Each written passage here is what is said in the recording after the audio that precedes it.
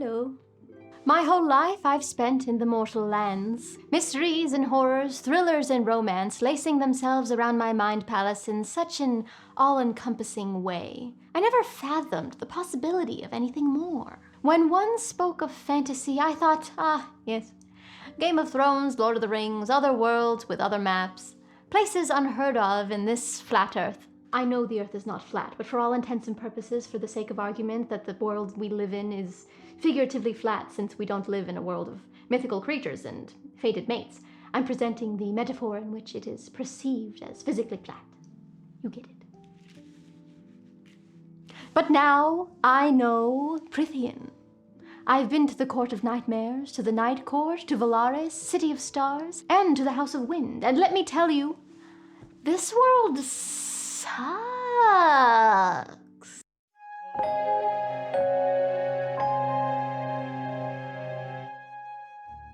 Hello everyone and welcome back to the Neverland Book Club. Today we are reviewing A Court of Thorns and Roses by our Lord and Savior Sarah J. Maas. If this is your first video here at the Neverland Book Club, hello. Welcome. This is not my usual attire, or so I'd like to have you think. This is not my usual genre, but it is now. Expect me to be wearing this mask everywhere I go now, in addition to the surgical one I refuse to take off just yet in public. But I will go bare face for you now. Hold on. There's no curse on me. Is my hair okay? I haven't sat down for a full book review in a few months, but I thought what better opportunity to get back into it than A Court of Thorns and Roses. Guys, if you've been following me just this year, you have watched me slowly go mad in the realization that fantasy, good fantasy, is the only genre you need. I mean, that is a stretch, but Stephen King who? Well, I know. I didn't like the way that tasted in my mouth. At first I was like, really? Fairies? Ugh. But now I'm like, no, really, fairies. Ugh. Now I know. I feel just as fickle and disloyal as you're probably judging me to be. But I didn't know, okay?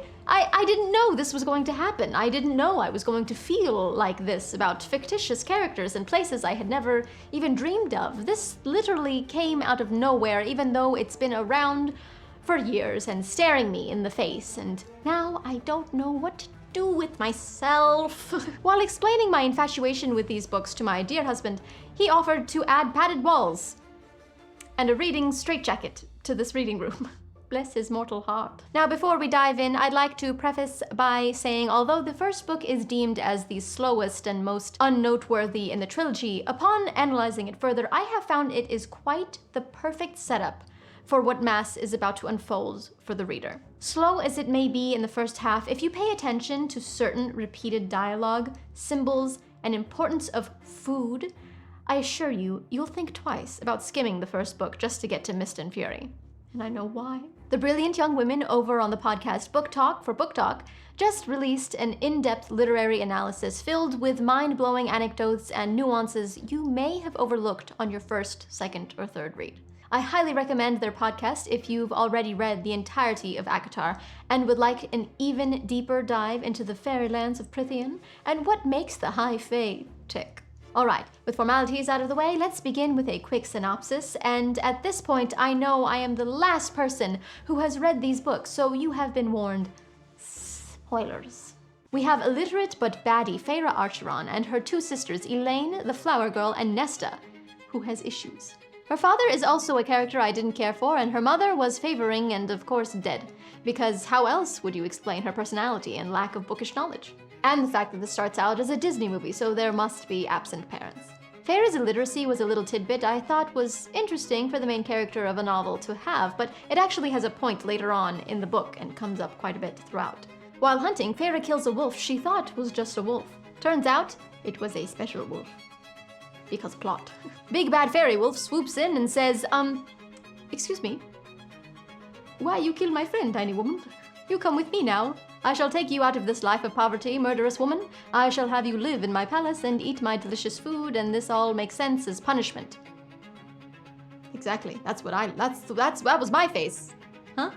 I will also try to seduce you because we all know who the main demographic for this book is for. Women. Also, remember Beauty and the Beast? Because that's exactly what it is for the first half of the book. It's Beauty and the Beast. Pharah is taken out of the mortal land and into the fey land of Prythian, to the Spring Court, where the big bad wolf Tamlin is High Lord. We are quickly thrown into the world-building elements as we learn about the different courts and their version of democracy and aristocracy.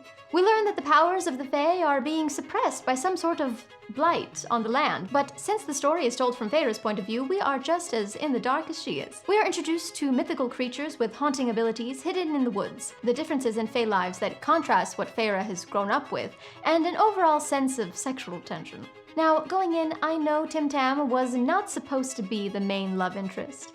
I had heard too many times that I was supposed to be looking for a certain feminist, bat-winged, tall, dark, and handsome fellow. And let me tell you, even though the scenes with Pharah and Tamlin falling in love were sweet and all, I never found it interesting.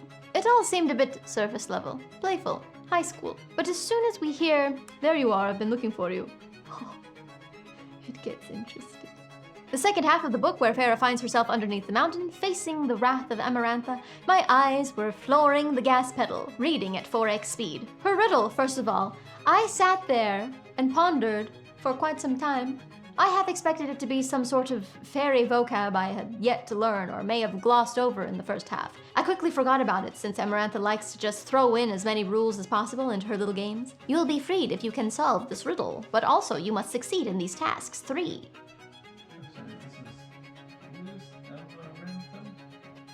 Which I will drag on for months at a time, because what is time to an immortal, sadistic, horny queen with the ever-living eye of her dead sister's betrayer on her finger?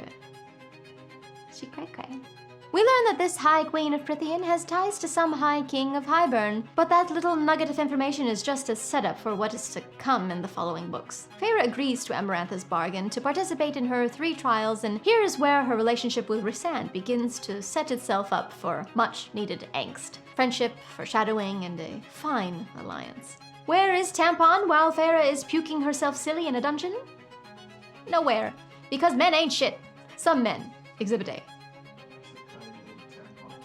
His name is Tamlin. Everyone calls him Tampon. While reading, I was like, excuse me, did you mean nothing of what you said and did in the Spring Court, Mr. Tambourine? Were you just doing that thing guys do after they get what they want from a woman? What is it called when they become, like, a ghost? Oh, that's right. Haunting them with the realization that you could be taken so easily with a few light touches of a knuckle to the cheek, or simple yet sticking phrases of adoration such as, "I love you, thorns and all," because as if... I'm okay now. I found my Rhysand.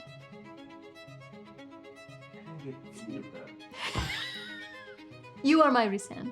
I didn't know this, but apparently the whole 3 trials thing is common in fantasy. I enjoyed it. I thought it was engaging and added elements of tension to Pharah's journey leading up to the end of the first book. New lessons are learned with each trial. She figures out who she can depend on, who her allies are, and who, when faced with the giant Alaskan bullworm, will just sit there, stone-faced, not even giving her an ounce of encouragement. I'm looking at you, Trampoline. That's another thing I found after deep diving on TikTok with the Acotar hashtag. Apparently, the Midgard worm, and please correct me if I'm wrong, this is just information I found on TikTok. The worm, spelled W-Y-R-M, when looked up with that spelling, is actually a dragon? So she was fighting a dragon? But when I went back and looked something up, it's spelled worm. Like a worm. And it's blind. You know, like a worm. So, I don't know what to believe. I just pictured the Alaskan bullworm the whole time, which was quite entertaining in my head, so I almost don't want it to be a dragon. When Pharah breaks her arm fighting the Alaskan worm dragon being for her first trial, who comes to heal her but our morally gray and mysterious shadowy bat boy, Rhysand. But everything must come with a price. He agrees to heal her in exchange for 1 week a month she is to spend with him. Oh, more Stockholm Syndrome play. With this bargain, a tattoo is spread along Pharah's arm, which had me running to Pinterest to see if others had envisioned it the same way I had in my head. A tattoo that also sets up more and more lore that comes along later on. Just look at this text thread between my sister and I. When I say I have an obsessive personality, it's a problem. When Pharah's illiteracy catches up to her in the second trial, Rhysand uses his Daemati power of mind entering to nudge her in the right direction. Riddles are implemented yet again, and Pharah defeats yet another one of the Amarantha's games just to wait in a dungeon for another month. Which would be boring for a book, to wait around in a dungeon filled with vomit. But then Sarah J. Maas is like, but what if, while she's waiting and slowly going insane in her own head and vomit, our buddy Reese feeds her fairy wine, dresses her in nothing but paint. Ironic for more than one reason. I can't wink.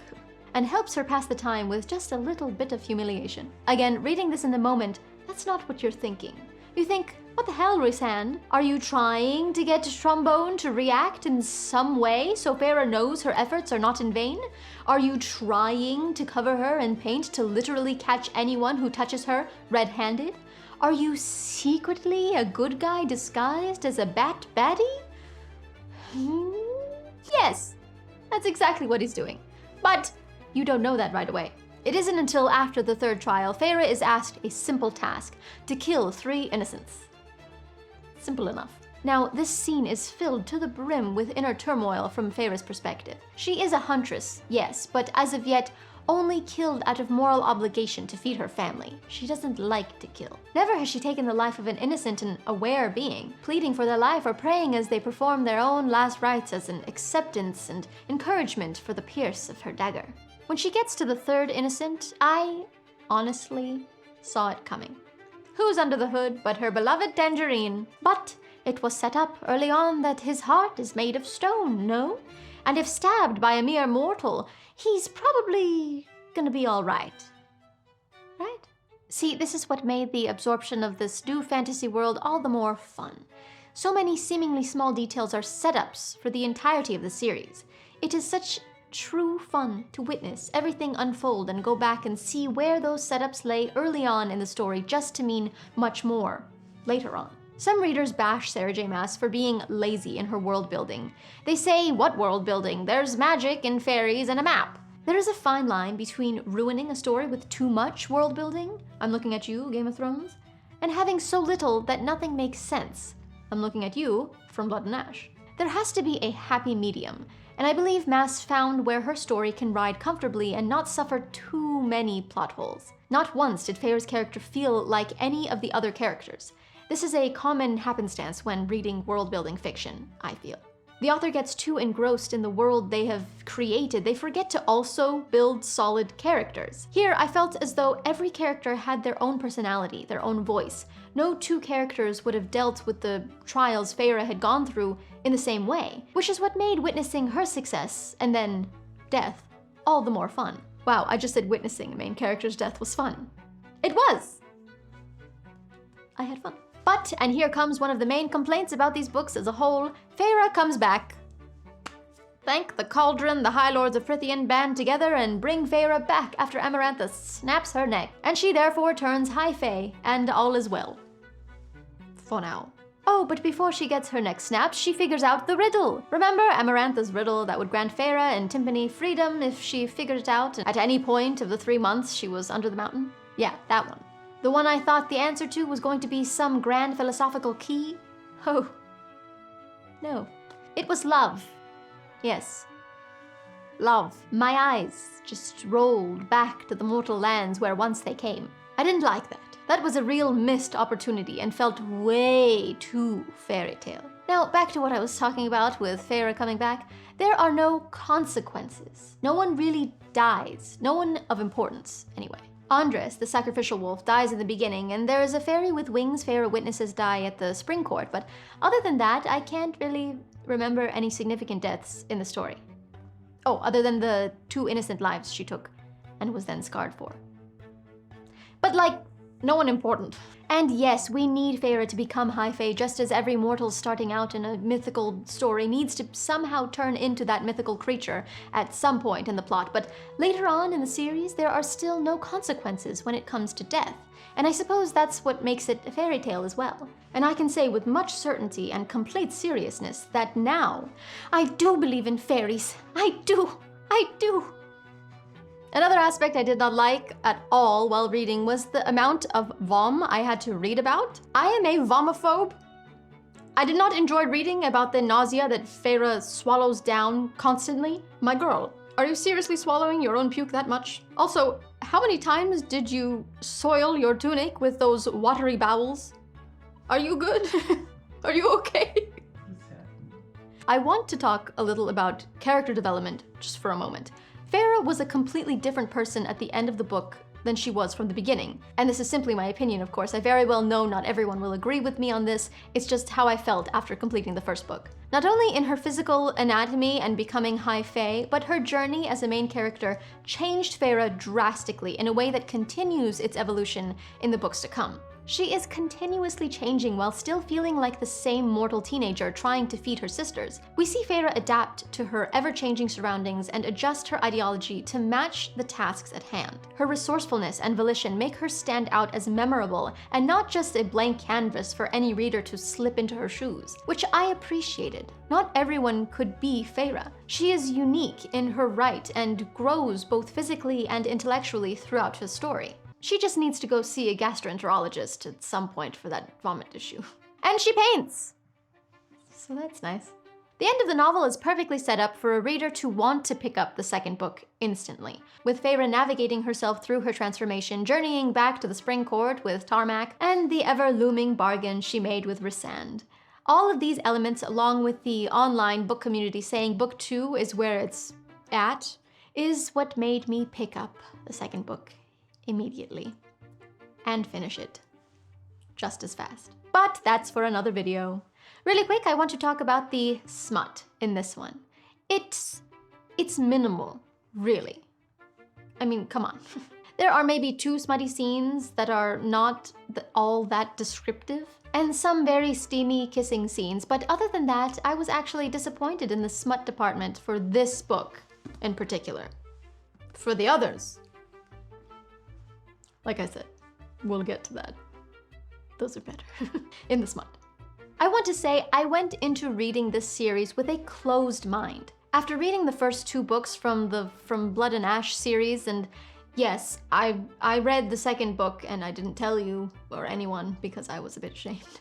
And also reading Shadow and Bone, I honestly thought there just wasn't a fantasy series out there that was going to give me that feeling of escapism that I was craving. But this, it really did hit the spot, and call me basic all you want, mother help me, the cauldron knows I don't care.